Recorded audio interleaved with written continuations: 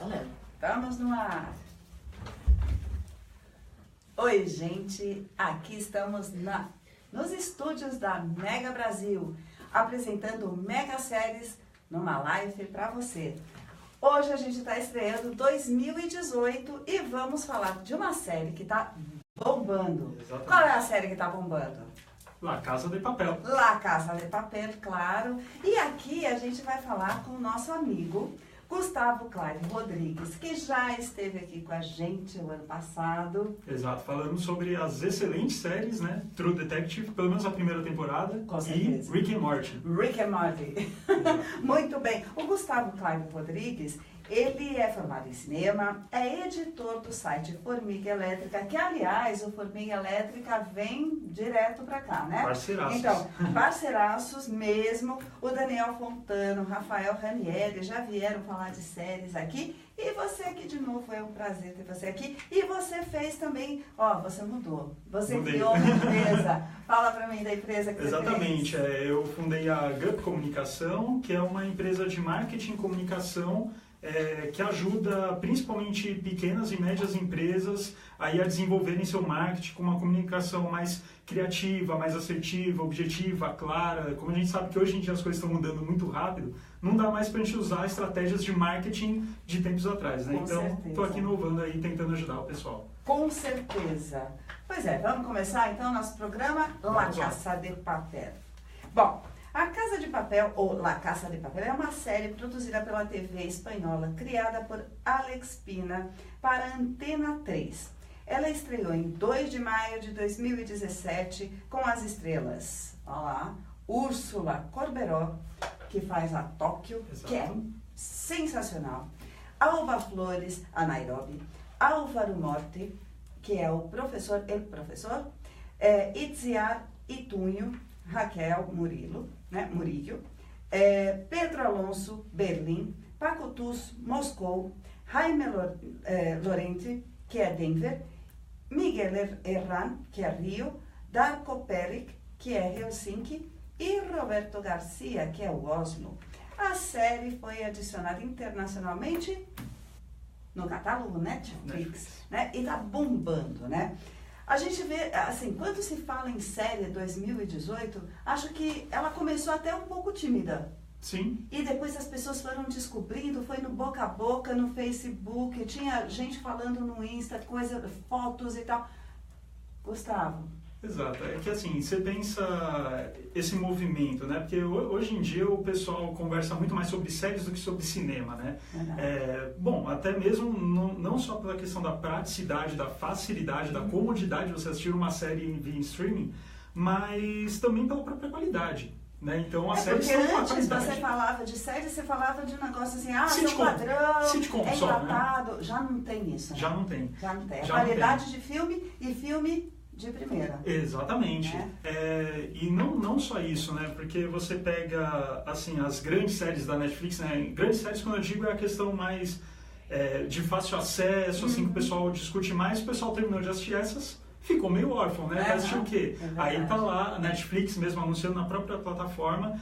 E, assim, de fato, é uma série que merece ser comentada, porque a qualidade dela, como você falou, assim, é de cinema mesmo, tantos atores, roteiro, fotografia, é tudo muito bacana. É tudo muito bem cuidado, o investimento é alto nessas novas séries, né, que estão na Netflix. Vamos falar do enredo. Vamos. O enredo, assim, são 8 ladrões que se trancam com reféns. Isso aqui não tem spoiler não, tá? Mesmo que você não tenha assistido. Assim, são 8 ladrões que se trancam na Casa da Moeda, lá de Madrid, decidem roubar, mas é um plano mirabolante, porque eles vão ficar multimilionários, né? É o roubo. Exatamente. Bolado todo um budget, um planejamento, assim, algo de gente grande, assim, não é simplesmente um assalto ao banco e tal, não. É algo muito mais do que isso. E eles treinaram, tem um professor que é assim, é um cidadão de bem, acima de qualquer suspeita. Ele reservou uma casa afastada da cidade e ele treinou esses ladrões e tudo mais. Um plano, como você mesmo disse, um mirabolante. Ficou 5 meses lá com eles para nada dar errado, né? E é aí que começa. no dia do assalto. Vamos lá. Exatamente. Acho que é interessante pontuar aqui é que a gente começou falando um pouquinho da comparação com relação ao cinema, né? Sim. E o que a gente vê, principalmente no primeiro episódio em si, é uma estrutura muito semelhante ao que a gente chama de heist movie, né?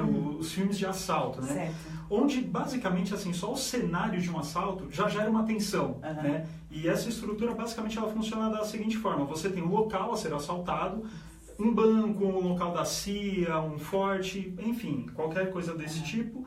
E daí você tem as regras desse lugar, né? As regras de segurança. Câmera aqui, sensor de movimento, tudo mais. E daí tem o plano.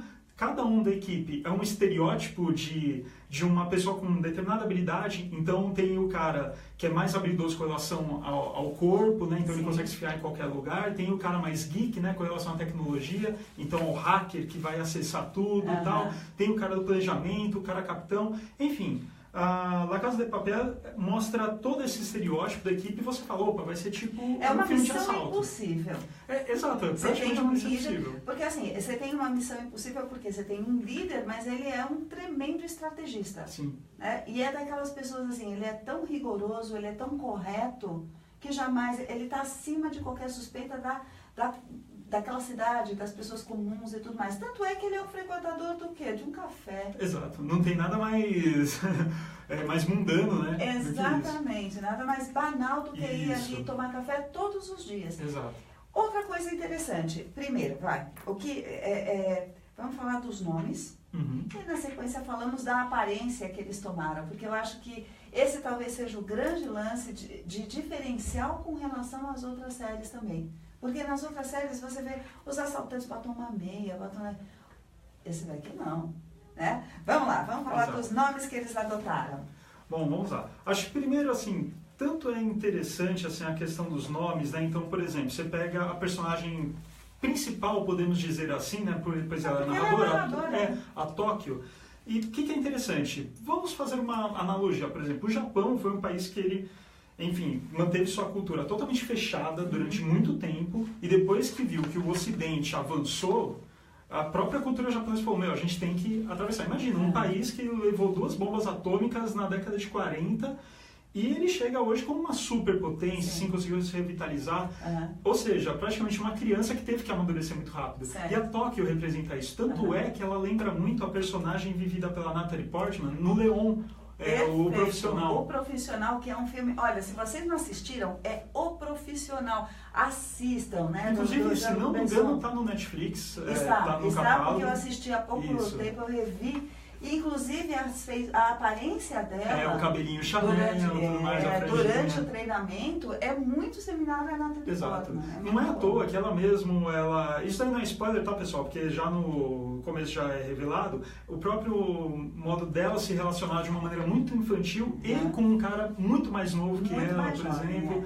E ela se vê naquela situação cheia de dilemas. E isso tem que aumentar. Aliás, isso que é interessante, que nem... A gente tem o personagem do Berlim também, que é aquele cara o mais autoritário e tal. Então, é claro que os nomes vão ter uma relação de acordo com a personalidade de cada um deles, né? Tem um detalhe. No começo, lembra que... Aqui também não é spoiler, porque isso acontece logo no comecinho do filme, tá? Ela tem... Dá certo. Então, logo no começo, ela conta que ela tem um namorado e ela tá muito baixa astral porque o namorado morreu e tal. Lembra muito Corra Lola Corra. Exato. Não é? Todo aquele dilema sofrido, inclusive as tomadas, o posicionamento de câmera, as cores e tudo mais, tudo lembra aquele filme, né? Sim.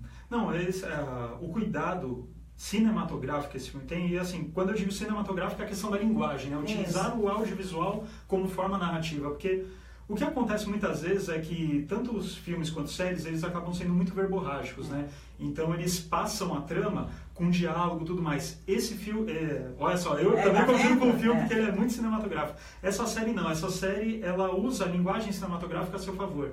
Então o Berlim, que é aquele cara que está representando a ordem naquele lugar daquele assalto, a câmera sempre mostra ele na posição central. Isso. A câmera sempre segue ele na posição central. Quando ele é desafiado por alguém do próprio bando, aí a câmera muda e a câmera chama atenção para outra pessoa. Por quê? Porque ele não é o grande líder. Diferente do professor. o professor, ele toma conta da cena, tanto com relação à câmera, à fotografia e até à sonoplastia.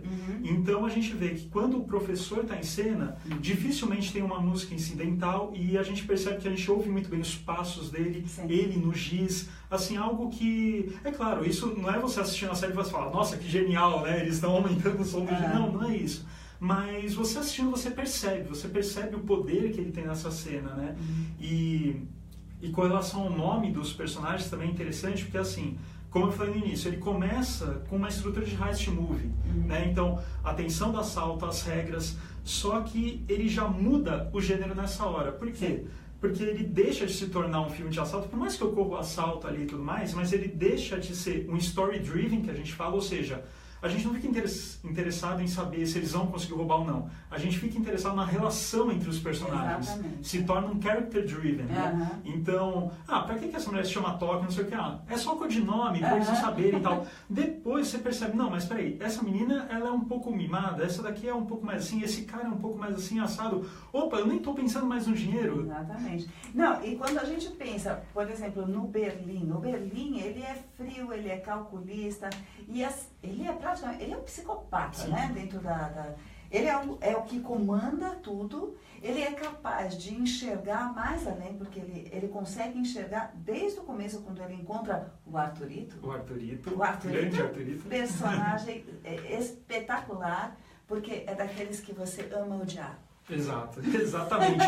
E se for pensar assim, tanto ele, aliás, eu acho que todos, né? Porque mesmo que a gente esteja falando de assalto, a princípio a gente já pensa, ok, os assaltantes são os vilões e os reféns são os bonzinhos, só que você simpatiza com os assaltantes, ao mesmo tempo que você fica com raiva com alguns reféns que tentam subverter ali a situação. Exatamente. Então, assim, o interessante é que é uma série com personagens com várias camadas, né?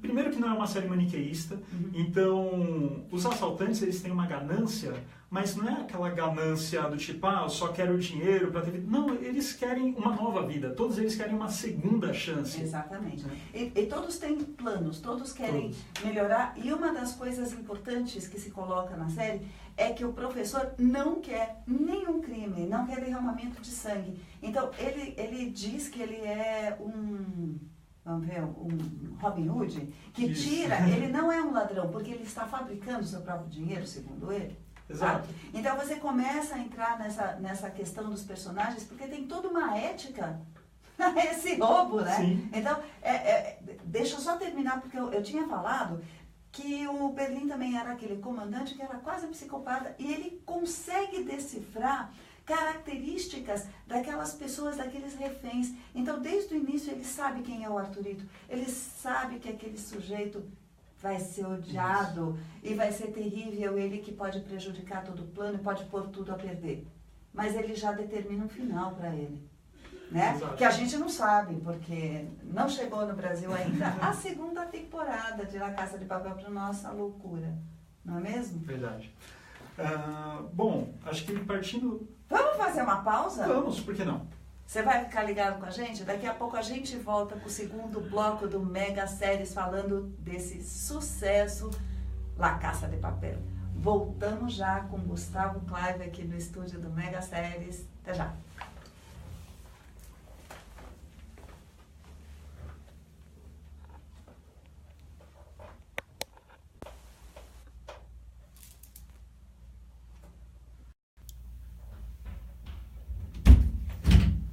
Ele corre sozinho.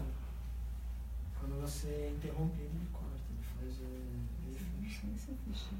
Não, você fechou. Como é que ficou? Ficou ótimo, tá ótimo. Mas tá rolando ao vivo, né? Tá rolando ao vivo. Você vai ter que tirar esse pedacinho que tá rolando exatamente agora, você vai ter que parar, né? Fazer intervalo? Vamos voltar? Vamos voltar para o segundo Vamos. bloco do Mega Séries.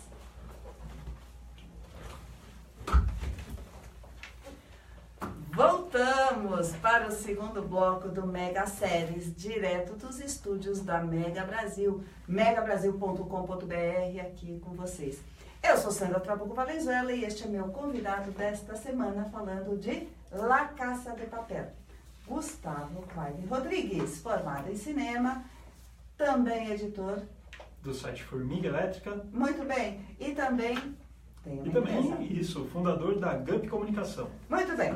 Estávamos falando do mega sucesso La Casa de Papel e estamos falando dos personagens. E aí, como é que ficam esses personagens? Por exemplo, vamos continuar com aqueles dois, Helsinki, né? E Oslo. Oslo. Bom, aqueles típicos personagens que a gente chama de montanha ou The Strength, né? Aqueles grandões, assim que você fala. Força. Exato, a força, só que na verdade são super carismáticos, né? Só que não, né? Exatamente. E isso é muito interessante, assim, quando a gente está pegando essa série La Casa de Papel, nós percebemos assim, a evolução dos personagens da seguinte forma, como a gente falou no primeiro bloco, a questão da mudança, né? Da mudança do foco da história em si para os personagens. Tanto é que assim, depois que você termina de assistir o episódio, você fica se perguntando o que vai acontecer com os personagens, você fica refletindo sobre as ações dos personagens e não para perceber assim, mas espera aí, eles tinham designado tal tarefa para tal pessoa, mas ela não estava ali e tal. Se você parar para pensar no plano do assalto, você fala, mas peraí, mas não mostrou isso aqui. Não interessa. A relação entre os personagens fica muito interessante. Por quê? Porque eles são, como a gente fala, personagens complexos. O que seria isso? Por exemplo, o bandido, não é porque ele é um bandido que ele é mau o tempo todo. Ele é um ser humano. Não, e a gente tem que pensar, por exemplo, também nessa relação aqui, né, de o gigante bonzinho, porque tem um que é um gigante e é bonzinho mesmo, né? Sim. E tem também o Denver. E essa relação amorosa, essa relação romântica que acontece com a Mônica, né? Foi spoiler, mas já foi, né, gente? Mas tudo bem, tudo bem. Mas é uma relação amorosa, não devia ter falado, mas, gente, paga. Você vai ter que descobrir depois. Mas é uma relação romântica com uma personagem, e é sensacional, né? Como é que o sorriso dele, primeiro é um sorriso nervoso, que tava me falando que eu dei um spoiler, mas... Então, fala pra mim. Como é que é essa relação deles? E assim...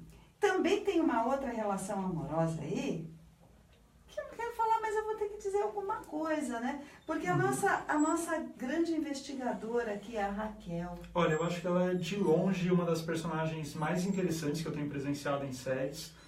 Por quê? Porque, primeiro, assim, a atriz é muito boa. É excelente. Muito boa. Ela passa uma veracidade, assim, uma intensidade. As cenas com ela são muito fortes. E o interessante é que, assim... ela é complexa em todos os níveis possíveis, assim, porque ela chega... Assim, a série trabalha muito bem nesse sentido, que apresenta ela como uma inspetora, aquela mulher forte. Ela estava em casa, ela foi chamada para o serviço, então não é que ela estava fazendo plantão na hora não, ela foi selecionada, ou seja, isso aí já dá um peso pro personagem, esse é um trabalho para você, ninguém vai fazer que não seja você, tal. Ela vai lá, ela está num mundo de homens, né, e ela mostra aquela força, ela domina os homens, ela chega e fala, você vai embora, você vai fazer isso, você vai fazer aquilo, tal.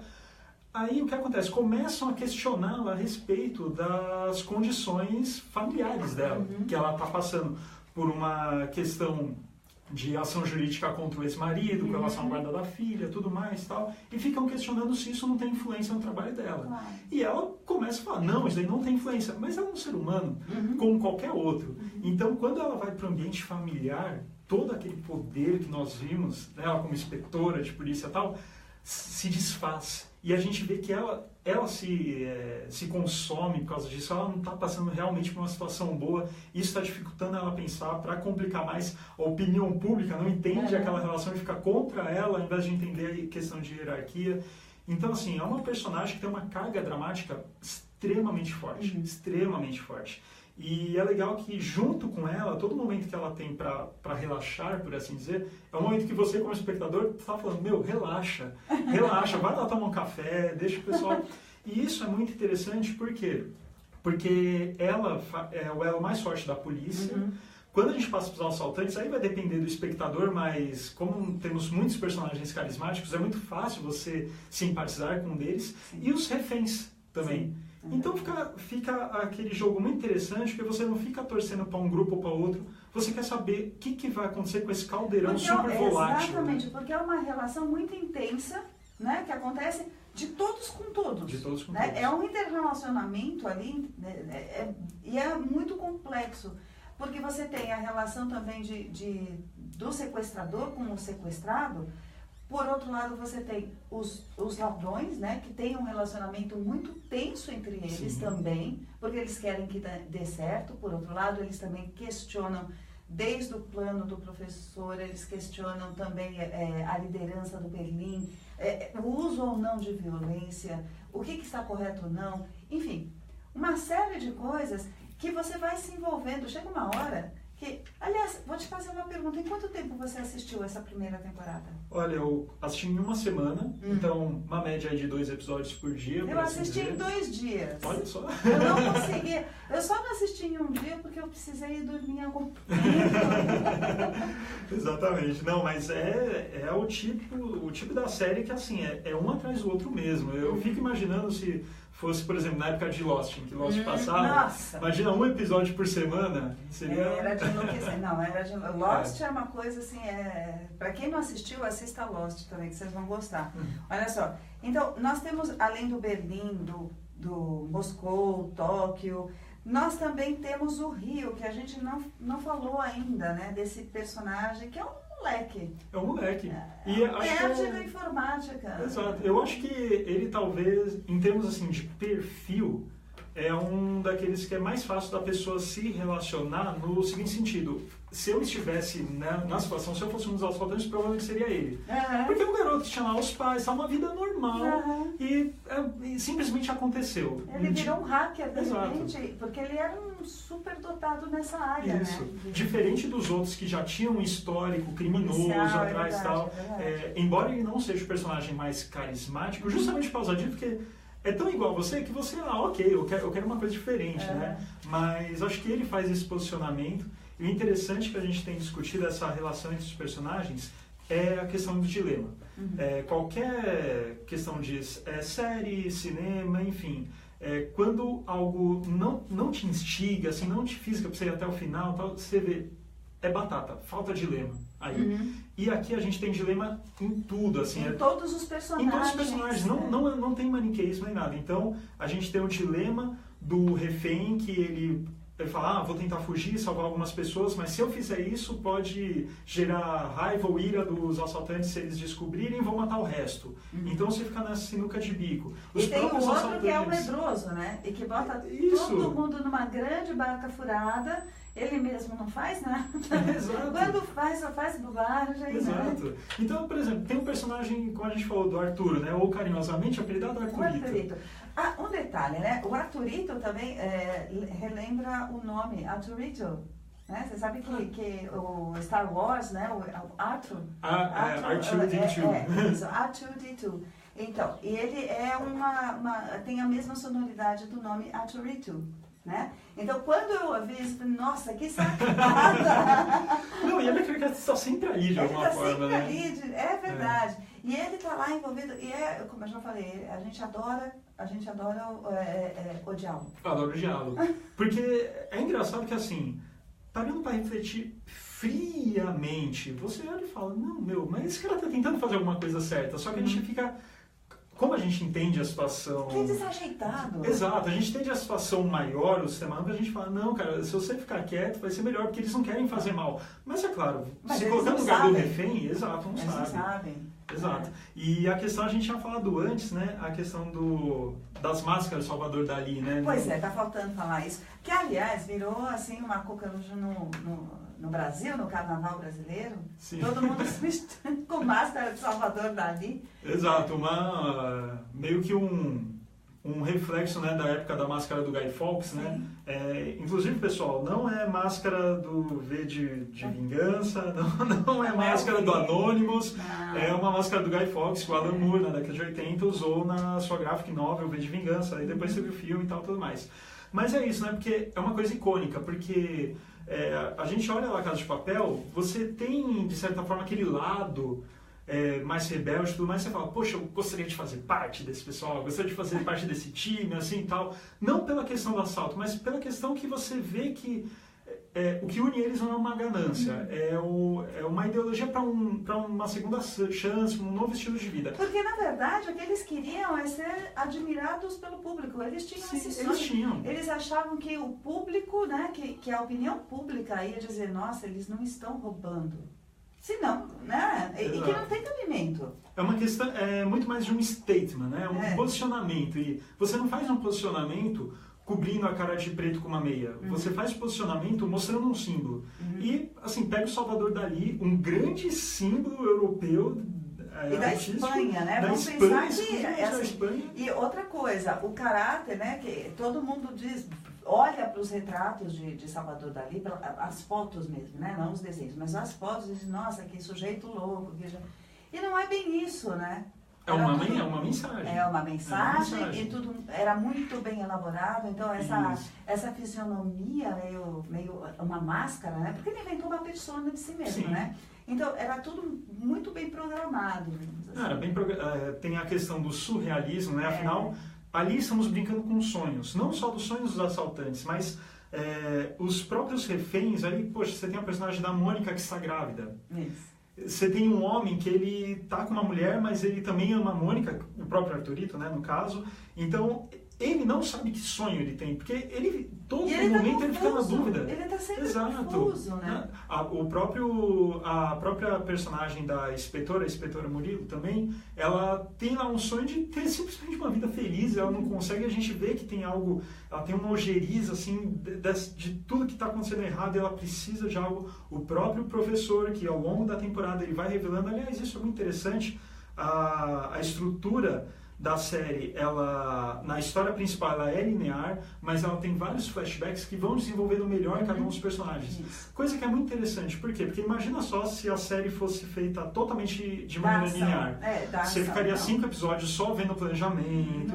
E não é interessante, porque, diferente, por exemplo, de outros filmes de assalto, o interessante aqui não é o planejamento e a execução. O interessante é a relação entre os personagens de novo. O que os levou a fazer tal coisa...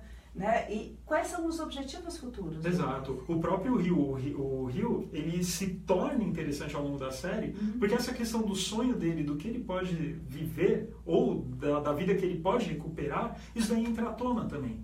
Então é uma temática assim, muito interessante. A própria máscara do Salvador Dalí, né, ela é extremamente expressiva, né, muito expressiva. Então o ator, ele não precisa nem fazer nenhum gesto físico maior. E chega a ser engraçado, né? Chega a ser você engraçado. Olha aquele bando de Salvador. Chega a ser engraçado ao mesmo tempo que é assustador, ao mesmo tempo que é empático, ao mesmo tempo que é surreal. Exatamente.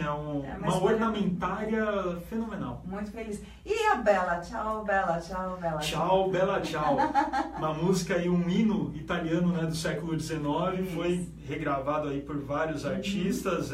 Talvez um dos momentos mais emblemáticos, né, dessa música foi durante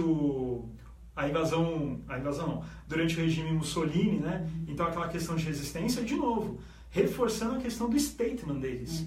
Eles não poderiam usar uma meia na cabeça. Seria muito vulgar, inclusive para o professor, né? Exatamente. Ele não elaborou um plano daquele jeito para colocar uma meia na cabeça.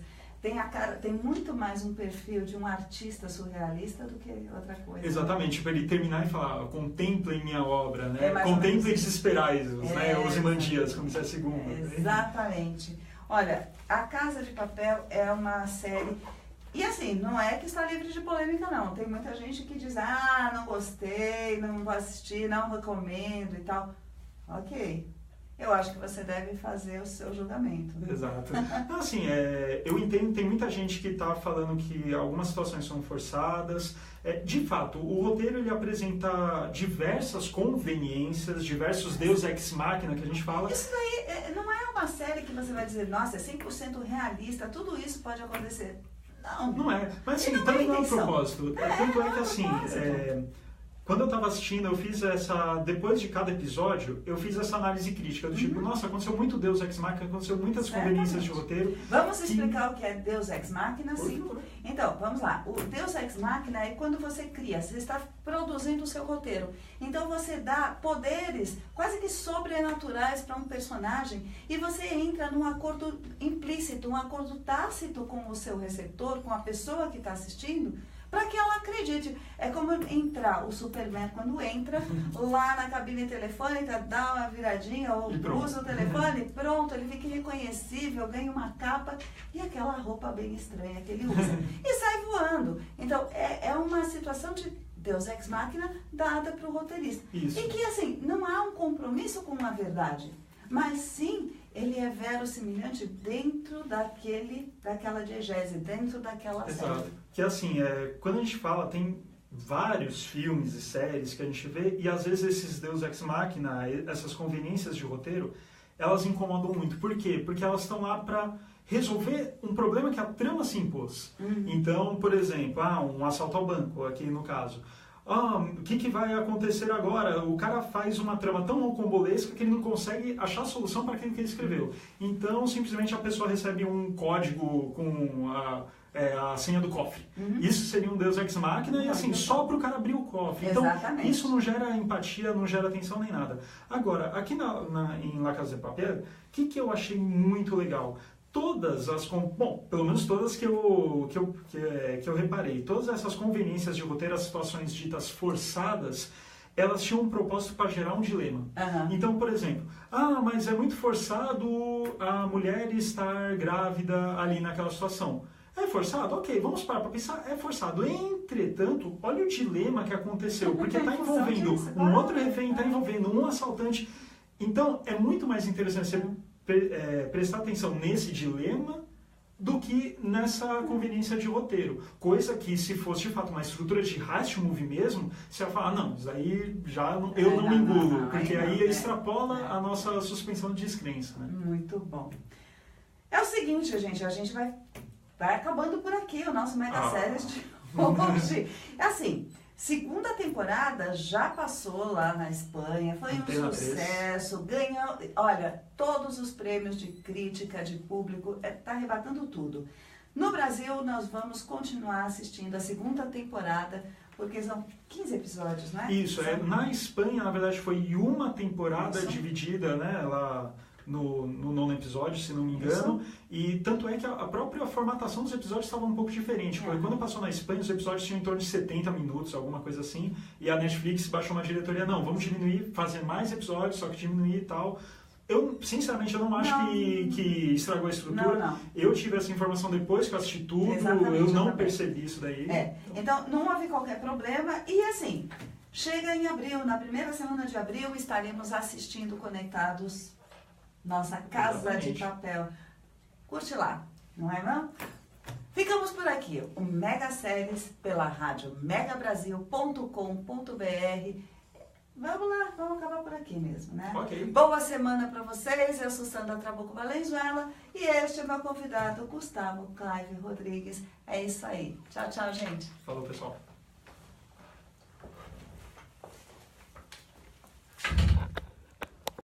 Mesmo no programa?